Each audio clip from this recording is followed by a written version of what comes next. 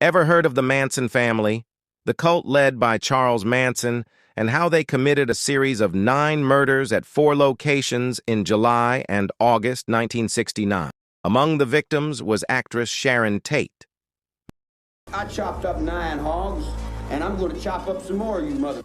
I'm going to kill you as many as I can. I'm going to pile you up to the sky. In the late 1960s, a story of manipulation, control, and brutal violence unfolded in the heart of California. Charles Manson, who was born in 1934, had a difficult childhood filled with neglect and run-ins with the law. He often found himself in juvenile detention centers and reform schools during his early years. So, how did Manson go from a small-time lawbreaker to a famous cult leader? Let's explore his path to becoming infamous.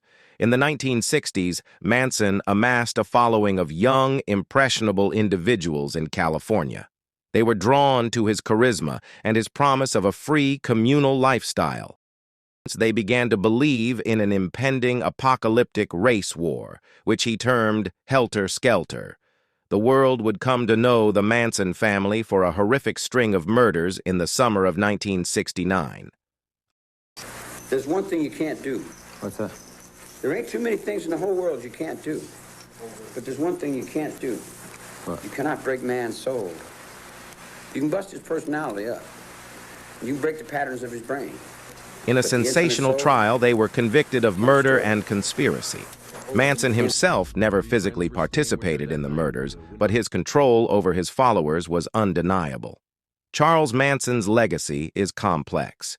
He remains a figure of morbid fascination in popular culture, a symbol of the dark side of the 1960s counterculture. The Manson family saga is more than a crime story. It's a lesson in how easily the human mind can be influenced and led astray. It reminds us of the importance of critical thinking and the dangers of blind allegiance. Thanks for watching. Remember to hit like, share, and subscribe for more explorations into the most compelling stories from history. I've got a curiosity. Can I ask you a question? Mm-hmm. Remember you had an X years ago and you changed it now to a swastika? No, I never changed. It's been the same thing all the way along. Wasn't it always an X? No, it never was. What's it stand for?